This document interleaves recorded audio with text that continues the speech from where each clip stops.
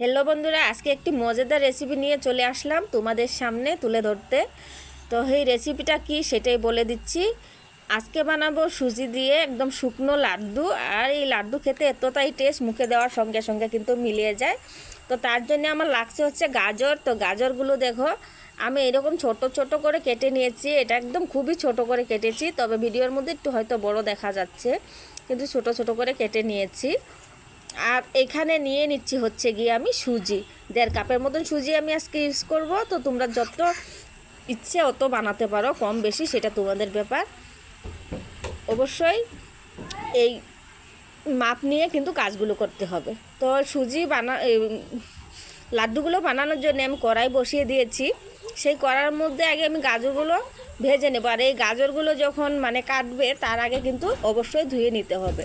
পরিষ্কার করে ধুয়ে যখন কাটা হবে তখন আর কিন্তু গাজর থেকে জল ছাড়বে না। তার জন্যে বলছি যে গাজর কাটার আগে ধুতে হবে। তো ভালো করে ধুয়ে ছুঁয়ে আমি পরে কেটে নিয়েছিলাম। তার জন্য দেখো একটুকু জল বেরোচ্ছে না। আধা চামচের মতন ঘি দিয়ে কিন্তু আমি গাজরটা ভেজে নিচ্ছি। আর এখন গাজরটা ভাজার জন্য স্টিমটা একদম কমিয়ে দিয়েছিলাম। আর 1 চিমটি নুন দিয়ে দিচ্ছি এখানে। আর বেশি নুন দেওয়া যাবে না, তো 1 চিমটির মতো নুন ইউজ করতে হবে চিমটি দিয়ে। তো এখন অনবরত নাড়াচাড়া করে গাজরটাকে ভেজে নিয়েছি। 2 মিনিট ভাজার পর নামিয়ে নিচ্ছি সরাসরি। তো এই গাজর ভাজা কড়াইয়ের মধ্যেই আবার আমি সুজিটাও ভেজে নেব। 1 চামচ আবারও দিয়ে দিচ্ছি এখানে ঘি, তার মধ্যে দিয়ে দিলাম সরাসরি সুজিটা। তো 1.5 কাপ সুজি আমি এখানে ইউজ করছি।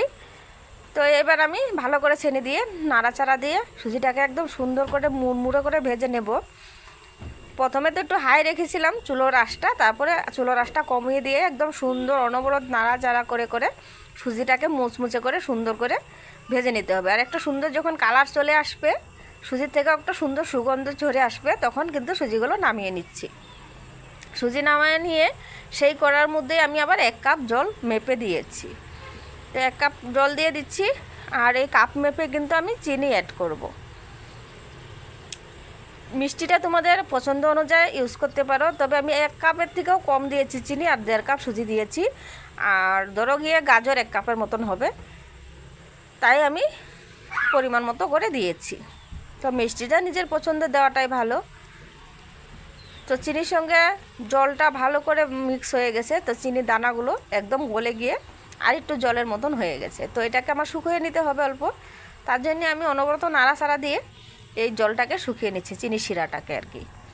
তারপর দেখো যেরকম গাঢ় গাঢ় হয়ে যাবে, একদম আঠালো হয়ে যাবে, তখন হাত দিয়ে একটু শুয়ে শুয়ে দেখতে হবে। 1 তারের মতন আসলে কিন্তু চলবে, এর থেকে বেশি আর করতে লাগবে না। তো এবার আবার একটু নাড়াচাড়া দিয়ে এখন আমি আবারও চেক করে নিচ্ছি। তো এবার আমার ঠিকঠাক আছে, আমি দেখতে পাচ্ছি যে না আমার শিরাটা ঠিকঠাক আছে, ভালো করে 1 তারের মতন এসে গেছে। তার মধ্যে আমি সরাসরি যে গাজর ভেজে রেখেছিলাম সেটাও দিয়ে দিচ্ছি, সুজিও দিয়ে দিচ্ছি। এগুলো দিয়ে সঙ্গে সঙ্গে নাড়তে হবে, একটু নাড়াচাড়া দিয়ে ভালো করে মিশিয়ে নিতে হবে সুন্দরভাবে, যেন ভালোভাবে মিশে যায়। তো এই যে দেখো চিনি শিরার সঙ্গে সুন্দর একটা মিশিয়ে নিয়ে এবার চুলোর আঁচটাকে আমি বন্ধ করে দিচ্ছি, কারণ এখন আর চুলোর আঁচের দরকার পড়বে না। 1 প্যাকেট গুঁড়ো দুধ এর মধ্যে দিয়ে দিচ্ছি টেস্টের জন্য। এটা চাইলে তোমরা স্কিপও করতে পারো, অবশ্যই এটা অপশনাল। তো এই গুঁড়ো দুধটার ফলে এটা টেস্টটা একটু দারুণ হবে, আরও টেস্টিদার হবে বলে কিন্তু আমি আরেক প্যাকেট গুঁড়ো দুধ দিয়েছি। আর বাইন্ডিংটা খুব সুন্দর আসে গুঁড়ো দুধ দেওয়ার ফলে। তো দিলে তো খুবই ভালো, আর না দিলে নাও দিতে পারো, সেটা বড় কথা না। তো এবার আবারও ভালো করে মিক্স করে নিচ্ছি আমি চিনি দিয়ে, যাতে সমস্ত কিছু আবার মিলে যায় সুন্দর, গুঁড়ো দুধটা ভালো করে মিক্স হয়ে যায়। আর একটু একটু দানা দানা ভাব থাকলেও কিন্তু গুঁড়ো দুধের, সেটাও মুখের মধ্যে যখন পড়বে তখন খেতে অনেকটাই ভালো লাগবে। তো যতটা পারছি ভালো করে মিলিয়ে নিচ্ছি।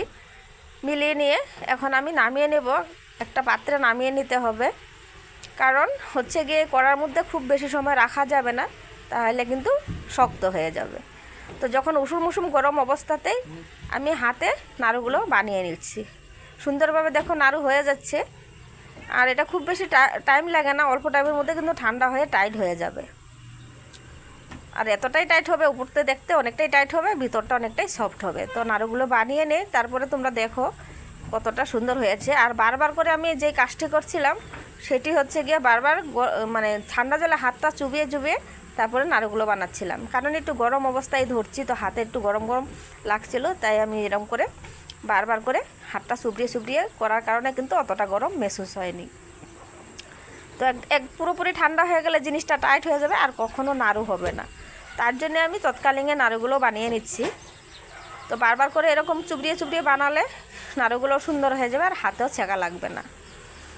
তো দেখো কত সুন্দরভাবে হয়ে যাচ্ছে। তো অলরেডি 3টা নাড়ু তোমাদেরকে দেখতে দেখতে বানিয়ে দেখালাম, আর বাকি নাড়ুগুলো কিন্তু আমি এভাবে বানিয়ে নেব। আর গাজর দেওয়ার কারণে কিন্তু অনেকটাই সুন্দর লাগছে।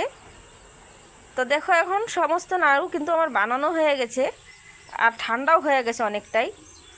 মাত্র 2 মিনিট পরে দেখলাম নাড়ুগুলো অনেকটাই ঠান্ডা হয়ে গেছে আর প্রচুর টাইট হয়ে গেছে উপর দিয়ে ধরলেই কিন্তু বোঝা যাচ্ছে যে কতটা টাইট হয়েছে আর ভিতরটা কত সফট, সেটাই তোমাদেরকে ভেঙে দেখাচ্ছে। এই দেখো একটু ধরলে কিন্তু চাপ দিলেই ভেঙে যাচ্ছে। আর এটা যখন নাড়ুটা খাবে মুখে দেওয়ার সঙ্গে সঙ্গে মিলিয়ে যাবে, এতটাই টেস্ট নাড়ু। অবশ্যই বাসায় ট্রাই করে দেখো। আর সমস্ত কিছু ঘরের জিনিস দিয়ে তৈরি করে নিচ্ছি এই মজাদার লাড্ডুগুলো। কতটা সুন্দর লোভনীয়, এটা পরিবেশন করতেও ভালো লাগে, সবার সঙ্গে শেয়ার করে খেতেও ভালো লাগে, কেউ ঘরে আসলেও দিতে পারো। তাছাড়া যখন খিদা পায় তখন কিন্তু 2-4টা লাড্ডু খেলেও একটু পেটটা ভরে যায়। আর এটা টেস্টটা মানে অনেকটাই সন্দেশের মতন লাগছিল খেতে। আর যে গাজরগুলো মুখে পড়ছিল অসাধারণ একটা ফ্লেভার আসছিল।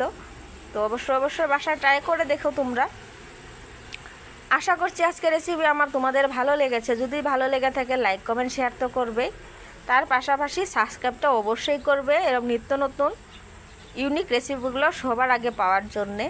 তো আশা করছি এই নাড্ডুর রেসিপিটা তোমরা কোথাও পাওনি, আমার চ্যানেলে একমাত্র পেতে পারো। তো আজকের জন্য বিদায় নেব, টাটা বাবাই, সবাই ভালো।